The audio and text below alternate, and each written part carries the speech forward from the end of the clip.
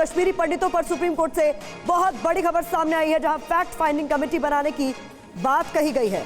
तो एक और बड़ी खबर आपके सामने हम रख रहे हैं, इस पर ज्यादा अपडेट के लिए रुक कर लेते हैं मनीष का। मनीष बताएं। बिल्कुल, देखिए, एक तरफ जहां पूरी दुनिया ये जानना चाह रही थी कि कश्मीर को लेकर भारत के सुप्रीम कोर्ट का क्या फैसला आता है धारा 370 को लेकर, वहीं जहां सुप्रीम कोर्ट ने केंद्र सरकार के धारा 370 के फैसले को हटाने पर अपनी सुप्रीम मुहर लगाई है, वहीं दरअसल सुप्रीम कोर्ट ने उस भावुक मुद्दे को भी छुआ है जो कश्मीर के उस इतिहास से सीधा संबंध रखता है। जी हाँ, और वो है कश्मीरी पंडितों के विस्थापन का मामला। जस्टिस संजय किशन कौल ने अपने फैसले में कहा कि यह बेहद भावुक मुद्दा है। धारा 370 की वजह से ऐसे हालात राज्य में बने कि राज्य के एक बड़े पैमाने पर एक बड़ी आबादी को विस्थापित होना पड़ा। आप समझ ही सकते हैं कि उनका जिक्र, क्योंकि वो खुद भी एक कश्मीरी पंडित है, उन्होंने साफ तौर पर कहा कि एक बड़ी आबादी को राज्य से विस्थापित होना पड़ा। जम्मू कश्मीर में आर्मी बुलानी पड़ी, जम्मू कश्मीर ने आतंकवाद को झेला, उस राज्य के लोगों को बड़ी कीमत चुकानी पड़ी।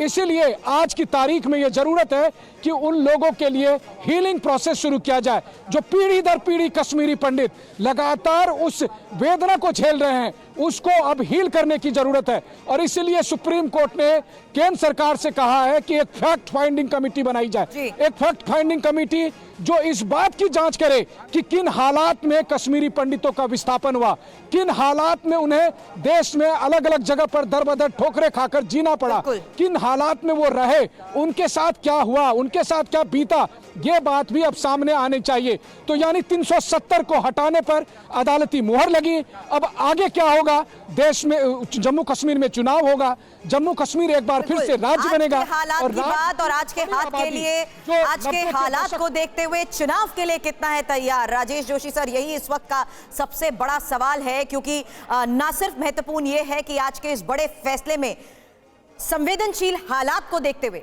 चुनाव कराने की बात पर मुख्य तौर पर आदेश दिया जा चुका है। क्या ये संवेदनशील हालात को देखते हुए राज्य है तैयार?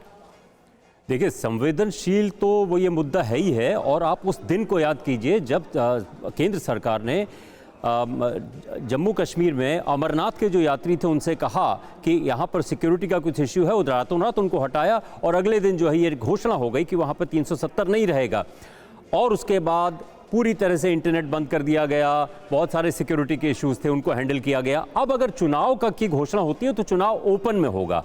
मजबूत स्थिति में यह है भारतीय जनता पार्टी और एक तरह से केंद्र सरकार कि जो प्रो इंडिया वहाँ की पॉलिटिकल पार्टीज है, नेशनल कॉन्फ्रेंस है, पीडीपी है, वो क्या बात लेकर के, कौन सा मुद्दा लेकर के जनता के पास जाएंगी, ये सबसे बड़ी चुनौती उनके पास होगी। क्योंकि उनका जो मुद्दा है, क्या वो सुप्रीम कोर्ट के फैसले को मानने से इनकार करेंगे या वो ये कहेंगे कि हम वापस 370 रिस्टोर करने के लिए आंदोलन करेंगे।